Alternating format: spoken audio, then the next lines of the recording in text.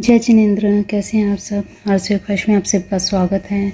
आज ये आप देख रहे हैं एक पुराण है, ज्योतिष तत्व अंक कल्याण का है। ये ज्योतिष तत्व अंक, यहीं से आपको एक बहुत ही विशेष जानकारी आपको बताने वाली हूँ, आपके साथ शेयर करने वाली हूँ। जब भी हम कोई भी यात्रा करते हैं, यात्रा करने से पहले शुभ अशुभ दिन वार ज़रूर देखते हैं, तिथि ज़रूर देखते हैं।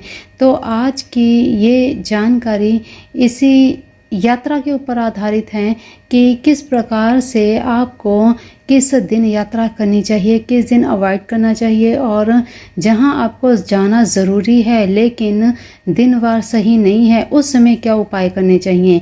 आज की पूरी वीडियो में आपको यही जानकारी मिलने वाली है। वीडियो को बहुत ध्यानपूर्वक आप इसे विचार कीजिएगा, फिर जब भी आप यात्रा करें तो इन बातों का अवश्य ध्यान रखें। देखिए, यात्राएं करना हमारे जीवन के लिए बहुत ज़्यादा महत्वपूर्ण होती हैं और बहुत ज़्यादा सचेत रहने की भी ज़रूरत होती है, क्योंकि अमूमन आपने बहुत बार सुना होगा, आए दिन न्यूज़ में आता है कि पूरी फैमिली की फैमिली यहाँ यात्रा पे गई और सभी के सभी एक्सीडेंट हो गए, परिवार का कोई भी नहीं बचा। ऐसी दुखद घटनाएं हो जाती हैं। तो ऐसी घटनाएं भगवान ना करे कभी किसी के साथ हो, ऐसा दुखद समय किसी के जीवन में आए, इससे अच्छा पहले ही सचेत हो जाना चाहिए। तो देखिए, सबसे पहले तो आप ये समझिए कि सोमवार शनिवार को पूर्व दिशा में यात्रा नहीं करनी चाहिए। मंगलवार और बुधवार को उत्तर दिशा में यात्रा करना काल को आमंत्रण देना है, अर्थात बुधवार और मंगलवार को उत्तर दिशा में कभी भी यात्रा नहीं करनी चाहिए। रविवार और शुक्रवार को पश्चिम दिशा में यात्रा नहीं करनी चाहिए, इससे बहुत अधिक दुख की प्राप्ति होती है। गुरुवार को दक्षिण दिशा में यात्रा नहीं करनी चाहिए, क्योंकि यात्रा से वापस आने की संभावना ही कम होती है। तो समझ रहे हैं आप कि ज्योतिष का हमारे जीवन में कितना बड़ा महत्व है। हम अगर ऐसी जानकारी पहले से ही पाकर रखें तो हमारे जीवन में आने वाली घटनाओं से हम बच सकते हैं। तो अब इन दिशाओं में, इन वारों के दिन इन दिशाओं में जाना आप अवॉइड करें। लेकिन कभी कभार क्या होता है, बहुत ज़्यादा इमरजेंसी होती है, और ऐसे में क्या किया जाए। ऐसे में अगर सोमवार और शनिवार को पूर्व की यात्रा करने की परिस्थिति ऐसी आ भी जाए तो क्या करना चाहिए। दूध का पान करके ओम नमः शिवाय मंत्र का जाप करते हुए यात्रा करनी चाहिए। शनिवार को उड़द के दाने पूर्व दिशा में चढ़ाकर कुछ दाने खाकर यात्रा करें, और यात्रा के समय शनि गायत्री का पाठ अवश्य करते रहें। शनि गायत्री का पाठ कौन सा है, ये देखिए स्क्रीन पर आपको दिखा रही हूँ। ये देखिए, ओम भगभवाय विद्महे मृत्यु रूपाय धीमहि तन्नः शनि प्रचोदयात्, ये है। ठीक, तो इस गायत्री मंत्र का पाठ करते हुए शनिवार को अगर आपको बहुत इमरजेंसी हो तो शनि गायत्री का पाठ करते हुए आपको यात्रा करनी चाहिए। फिर इसके बाद मंगलवार और बुधवार को यात्रा करना अगर ज़रूरी हो तो मंगलवार को गुड़ का दान करें। कुछ गुड़ आप अपने मुख में धारण कर सकते हैं, और मंगल गायत्री का जाप करना बहुत हितकर रहता है। ये देखिए, ओम अंगारकाय विद्महे शक्तिहस्ताय धीमहि तन्नो भौम प्रचोदयात्। इसी प्रकार से बुधवार को उत्तर दिशा की यात्रा अगर बहुत ज़रूरी हो तो तिल और गुड़ का दान करें, और उसी से बने हुए पकवान का भोजन करके यात्रा करें। यात्रा से पहले 5 बार बुध की गायत्री, ये देखिए बुध की गायत्री, ओम सौम्य रूपाय विद्महे बाणेशाय धीमहि तन्नः सौम्य प्रचोदयात्। बुध की गायत्री, इन गायत्री मंत्रों को आप ध्यान कर लीजिए, इनका स्क्रीनशॉट आप ले लीजिए, ताकि जब भी आपको ऐसी इमरजेंसी आए तो आप इनको कम से कम 5 बार अवश्य बोलें। वैसे तो ज्योतिष में रविवार और शुक्रवार को पश्चिम दिशा की यात्रा करना बिल्कुल निषेध बताया गया है, बिल्कुल ही क्रॉस। शुक्रवार और रविवार को पश्चिम दिशा में यात्रा करना बिल्कुल मनाही बताई गई है ज्योतिष के हिसाब से। फिर भी बहुत ज़्यादा ज़रूरी हो तो इनके निमित्त आप उपाय करके यात्रा कर सकते हैं। रविवार को पश्चिम की यात्रा करने से पहले शुद्ध गाय का घी लेकर पूर्व दिशा की ओर मुख करके हवन करें और यात्रा से पहले गाय के घी का आप सेवन अवश्य कर लीजिए। पान करने के बाद कन्याओं को दक्षिणा देकर सूर्य गायत्री का जाप करें। ऐसा करने से आपकी यात्रा सफल रहेगी। तो सूर्य गायत्री कौन सी है? ओम आदित्याय विद्महे प्रभाकराय धीमहि तन्नः सूर्य प्रचोदयात्। रविवार की यह गायत्री है। इस गायत्री का आप 5 बार जाप करके यात्रा शुरू करें। गुरुवार को दक्षिण दिशा में यात्रा करना बिल्कुल मना बताया गया है, किंतु ज़रूरी हो तो आप ये उपाय कर सकते हैं। गुरुवार को यात्रा के पहले दक्षिण दिशा में 5 पके हुए नींबू, ध्यान दीजिए यहाँ पे दक्षिण दिशा में 5 पके हुए नींबू सूर्य उदय से पहले स्नान करके गीले कपड़े में लपेटकर फेंक दीजिए। यात्रा से पहले दही का सेवन करें। शहद, शक्कर और नमक तीनों को समान भाग में मिलाकर हवन करें। फिर गुरु गायत्री का जाप करके यात्रा शुरू करें।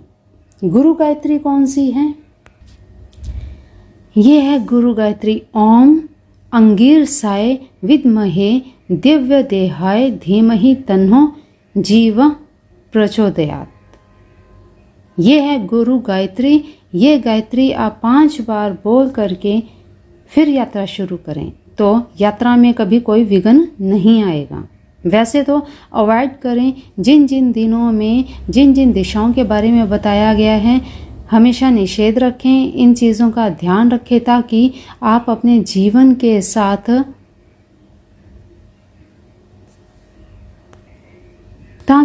भगवान की दी हुई अपनी इस जीवन लीला के साथ ताकि भगवान द्वारा दी गई आपकी इस देह को, इस जीवन के साथ आप पूर्ण रूप से न्याय कर पाएं।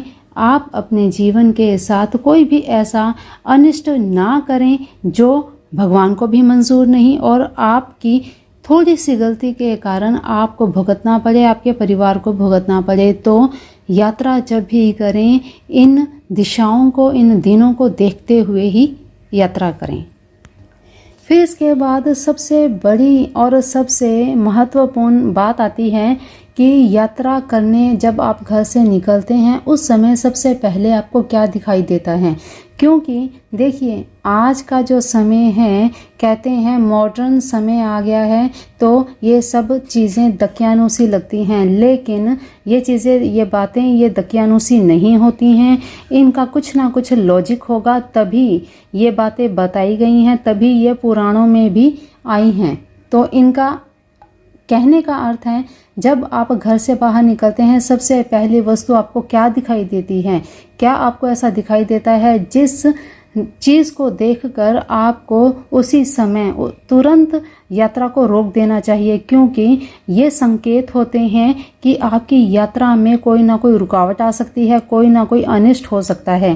क्या ऐसी चीज़ें हैं? देखिए घर से निकलते ही अगर आपको बंध्या स्त्री, काला कपड़ा, हड्डी, सांप, नमक, अंगार, विष्ठा अर्थात किसी भी जानवर की बींट, चर्बी, तेल, उन्मत्त पुरुष, रोगी, जलता हुआ घर, कोई आपस में लड़ रहे हों, लाल वस्त्र, सामने खाली घड़ा या खाली बर्तन, भैंसों की लड़ाई, बिल्ली द्वारा रास्ता काटना, ये सभी चीज़ें अगर आपको यात्रा शुरू करते ही सबसे पहले दिखाई दे दें, सामने आपके आ जाएं, तो समझ लीजिए आपकी यात्रा में कुछ ना कुछ विघ्न अवश्य होगा, कोई ना कोई नुकसान अवश्य होगा।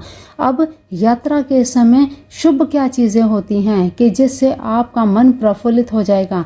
यात्रा पर घर से निकलते ही अगर आपको ब्राह्मण, हाथी, घोड़ा, गाय, फल, अन्न, दूध, दही, कमल पुष्प, सफ़ेद वस्तु, वेश्या, वाद्य, मयूर, मोर, नेवला, सिंहासन, जलता हुआ दीपक, गोद में शिशु लिए हुए स्त्री, नीलकंठ पक्षी, चंपा के फूल, कन्या, शुभ वचन, भरा हुआ घड़ा या भरा हुआ कोई भी बर्तन, घी, गन्ना, सफ़ेद बैल, वेद ध्वनि, मंगल गीत और साथ ही साथ सबसे महत्वपूर्ण मेहनत करता हुआ कोई भी ऐसा गरीब व्यक्ति, ऐसे व्यक्ति जो मेहनत से कमा रहे हों। अगर इनमें से कुछ भी आपको दिखाई देता है तो समझ लीजिए कि आपकी यात्रा सफल होगी ही होगी। जो बातें अभी आपको यहाँ पे बताई हैं, बहुत से यहाँ पर ऐसे कमेंट्स भी आएंगे, सब बकवास है, सब दकियानूसी है, अंधविश्वास है। तो आज की जो पीढ़ी है वो इन बातों पर विश्वास नहीं करती, लेकिन कुछ ऐसी अनहोनी घटनाएं होने के कारण आज की पीढ़ी फिर से बुजुर्गों द्वारा बताए गए शुभ अशुभ शकुन अपशकुन पर धीरे धीरे विश्वास करने लगी है, मानने लगी है वाकई में कि हाँ ये चीज़ें हो सकती हैं, होती हैं। क्योंकि मन से ऊपर से तो वो कहेंगे कि हाँ बकवास है, सब कुछ नहीं है, लेकिन जब ये चीज़ें उनके साथ घटित होंगी तब उनके मन में संशय ज़रूर आएगा। बिल्ली अगर रास्ता काट गई एक बार तो सोचेंगे अरे यार कुछ नहीं होता, लेकिन जब सच में बिल्ली रास्ता काट जाती है तब कहीं ना कहीं उनका माथा ठनक जाता है और जैसे ही बिल्ली ने रास्ता काटा और वो वहीं रुक जाएंगे, उस चीज़ को ना चाहते हुए भी मानेंगे। क्योंकि हर व्यक्ति को, हर जीव मात्र को अपने जीवन से बहुत प्यार है, बहुत प्रेम है।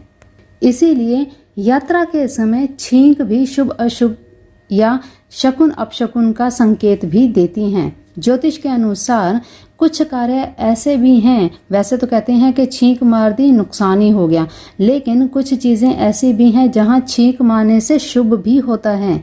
कैसे?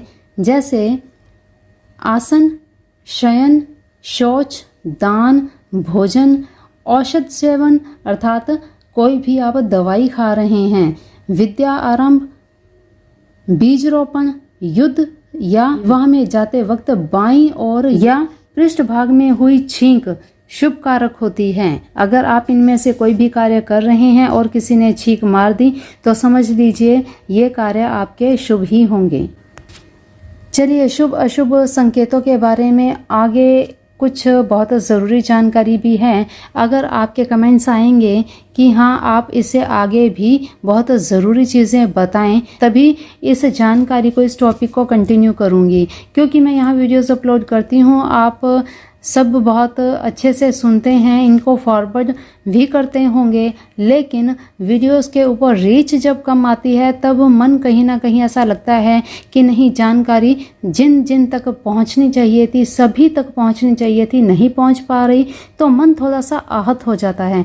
तो ज़रूर कमेंट कीजिएगा कि हाँ अगर आपको आगे जानकारी चाहिए, क्योंकि बहुत ही सरल सी एक हर एक के साथ होती है ये चीज़। छिपकली का गिरना, कौन से अंग पर छिपकली गिरने से क्या शुभ होता है, क्या अशुभ होता है, सारी जानकारी आपको आगे वीडियो में दूंगी अगर आपके कमेंट्स आएंगे तो चलिए आज के लिए इतना ही। विशेष ये जानकारी इसी पर आधारित थी कि जब भी यात्रा करें सोच समझकर, दिन वार को देखकर, शुभ समय को देखकर ही किया करें। तो चलिए आज के लिए इतना ही।